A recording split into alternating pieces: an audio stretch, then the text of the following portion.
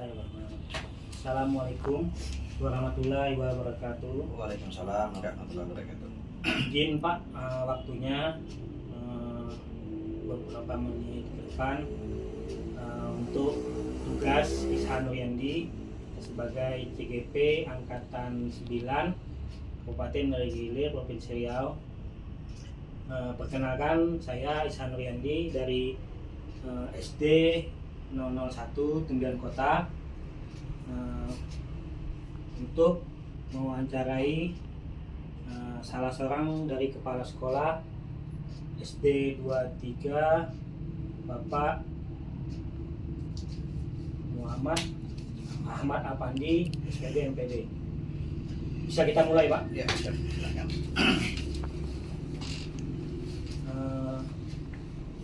Bagaimana Bapak selaku kepala sekolah dapat mengidentifikasi kasus-kasus yang merupakan dilema ITK atau rujukan moral? Baiklah, terima kasih. Assalamualaikum warahmatullahi wabarakatuh. Waalaikumsalam. Terima kasih Pak Yandi dalam hal ini mewawancari saya sebagai salah satu tugas dari CGP Angkatan 9. Baiklah, dalam hal mengidentifikasi kasus-kasus yang merupakan dilema etika atau rujukan moral itu tentunya kita melihat bagaimana yang disajikan kepada kita lagi selaku pimpinan, apakah ini hal yang memang negatif atau positif. Nah, tentunya kita bisa melihat kalau halnya yang berbau positif, rujukan moralnya mungkin tidak ada masalah karena tidak ada hal yang merugikan pihak sekolah. Tapi kalau berbau negatif, tentunya kita harus klarifikasi terlebih dahulu sebelum kita melakukan hal-hal yang lebih jauh lagi. Mungkin itu saja Pak, kalau identifikasi. Oke, selanjutnya Pak, bagaimana Bapak selaku kepala sekolah menjalankan pengambilan keputusan terutama untuk kasus-kasus ada dua kepentingan yang sama-sama benar atau sama-sama mengandung nilai kebajikan? Oke, kalau hal dalam sebuah kasus yang ini ada dua buah kasus sebagai perbandingan, tadinya tentunya ada hal yang mustahak, sama-sama penting yang harus kita lakukan. Kalau saya berpikirnya, saya tidak mengambil keputusan ini sendiri. Tentunya kita memiliki sumber daya yang ada di sekolah, terutama guru, PTK. Kita libatkan semua. Dalam hal ini kita bentuk sebuah rapat. Nah, tentunya dalam rapat ini kita melihat kondisionalnya seperti apa, mana yang lebih penting kita dahulukan. Karena hal ini kan sama-sama sama-sama benar, keputusannya sulit diambil. Tentunya dalam hal kita dalam mempelajari Pancasila di sila keempat musyawarah untuk mufakat. Nah, ini yang saya tetap utamakan, kita buat sebuah keputusan bermusyawarah, kira-kira di mana suara terbanyak yang harus kita ambil, sementara hal ini sama-sama penting untuk dilakukan. Berarti tidak dilaksanakan dengan sendiri Pak ya? Iya. Tapi harus dilaksanakan. Kita rapatkan karena kita memiliki tidak sendiri sebagai pemegang keputusan. Tentunya ada guru yang kita libatkan, tenaga pendidik kita libatkan, karena hal ini tadi kan masalahnya yang sama-sama penting. Nah, kecuali masalahnya yang kurang penting, bisa saja kita ambil sebuah keputusan dengan meminta pendapat beberapa orang saja. Selanjutnya Pak, langkah-langkah atau prosedur seperti apa yang bisa Bapak lakukan selama ini? Yang biasa saya lakukan selama ini salah satunya adalah berkomunikasi. Lakukan komunikasi. Kalau di sekolah itu saya membentuk tim, salah satunya adalah pembantu kepala sekolah yang saya sebut wakil kepala sekolah lah. Ya. Di sini ada wakil kurikulum, wakil kesiswaan. Tentunya mana yang lebih cenderung, apakah ini masalah kesiswaan, tentunya kepada wakil kesiswaan yang saya panggil untuk dikomunikasikan untuk mengatasi kegiatan-kegiatan yang ada di sekolah.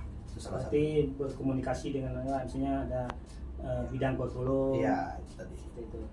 Oke, selanjutnya Pak, hal-hal apa yang selama ini Bapak anggap paling efektif dalam mengambil keputusan? Hal-hal yang saya anggap efektif dalam mengambil keputusan, apalagi ini berbaunya dilema etika, tentunya saya libatkan, berkolaborasi juga dengan guru-guru senior, minta pendapat. Kira-kira pendapat ini mengarah ke arah yang lebih baik, tentu ini saya jadikan pedoman untuk mengambil sebuah keputusan yang baik. Terutama tadi juga ada beberapa hal guru yang kita percayakan sebagai wakil kurikulum atau wakil kesiswaan. Juga kalau hal ini tidak bisa juga kita putuskan, tentu kita adakan rapat untuk menyelesaikan masalah yang terlibat dengan rujukan etika, moral dan etika ini. Selanjutnya, hal apa yang selama ini merupakan tantangan Bapak dalam mengambil keputusan? Tantangan yang banyak kita lakukan terjadi, kita kan yang namanya sekolah yang saya pimpin ini lumayan besar, berbagai macam karakter kita hadapi, terutama guru-guru, kemudian wali murid, kemudian lingkungan sekitar. Tentunya kita harus bisa menyikapi ini dengan baik, melihat situasi kondisionalnya seperti apa, kita pelajari kasus-kasusnya seperti apa, kemudian karakter-karakter teman-teman kita itu juga kita pelajari, sehingga kita bisa melihat dan memutuskan sesuatu itu bisa dengan bijak. Tentunya tidak merugikan pihak-pihak lain dalam sebuah kebijakan dan pengambilan keputusan nantinya. Oke.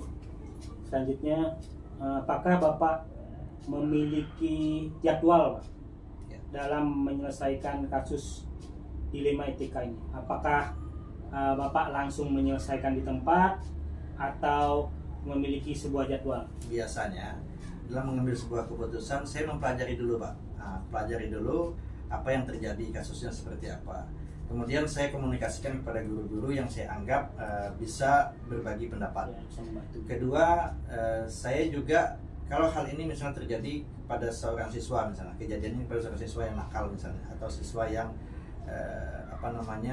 cenderung melakukan hal-hal yang kurang baik di kelas sehingga menjadi laporan-laporan, tentunya gurunya saya panggil dulu, nanti saya panggil juga bidang kurikulum atau kesiswaan, saya tanya, kemudian nanti saya panggil juga orang tuanya, bagaimana kira-kira kita bisa bersama-sama mengatasi anak yang bermasalah ini, contohnya seperti itu. Jadi tidak saya ambil keputusan secara langsung, tentunya saya pelajari, saya lihat situasinya, kemudian kan yang tahu kondisi anak kan selain gurunya juga orang tuanya. Nah, jadi untuk mengambil keputusan harus ada langkah-langkah yang kita ambil sebelum kita ambil sebuah keputusan. Jadi intinya Bapak dalam mengambil keputusan tidak menyelesaikan di tempat, tapi memanggil atau mengidentifikasi apa masalahnya yang melihat situasi dan kondisi, kita identifikasi dulu, baru bisa kita ambil sebuah keputusan. Selanjutnya Pak, apakah ada seseorang atau faktor yang mempermudah atau membantu Bapak dalam mengambil keputusan ini? Nah, tadi salah satunya adalah bagaimana saya di sekolah itu membentuk tim ini yang saya sebut pembantu kepala sekolah yang dibentuk dalam bentuk wakil kurikulum, wakil kesiswaan, sehingga ada beberapa, tapi orang-orang ini yang saya tunjuk tentunya orang yang punya potensi sehingga bisa membantu saya dalam mengambil sebuah keputusan yang memang terkait dengan permasalahan yang ada di sekolah. Jadi yang membantu atau mempermudah dalam membuat keputusan yaitu yang seperti tim gitu Pak ya, yang Bapak bentuk seperti tim gitu ya. Oke, yang terakhir Pak, dari semua hal yang Bapak telah sampaikan, pembelajaran apa yang Bapak petik dari pengalaman dalam mengambil keputusan? Ya, intinya kita sebagai seorang pimpinan, kita tidak bisa memutuskan segala sesuatu itu semena-mena. Tentunya kita harus berkolaborasi juga dengan guru, berkomunikasi dengan baik dengan guru, kita lihat situasi kondisionalnya seperti apa, barulah kita bisa menentukan sebuah keputusan yang bijak. Itulah yang saya lakukan sampai hari ini. Tentunya sebuah keputusan itu kita dasari dengan musyawarah untuk mufakat. Itu mungkin salah satunya. Mungkin Pak, ini aja wawancara saya sebagai CGP Angkatan 9 telah mewawancarai Bapak. Mungkin ini aja yang dapat kami sampaikan. Terima kasih atas waktunya. Ya, sama-sama. Mudah-mudahan sukses ya.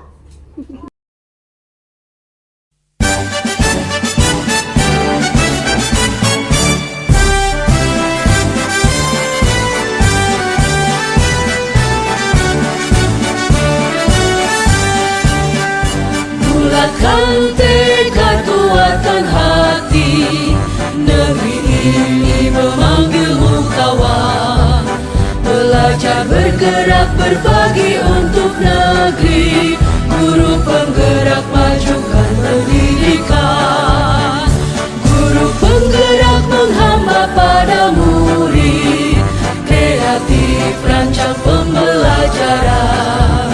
Hargai potensi, tingkatkan prestasi, lahirkan profil pelajar Pancasila. Belajar bergerak berbagi untuk negeri, kita menjalin kolaborasi. Belajar bergerak berbagi untuk negeri, demi bakti pada Ibu Pertiwi.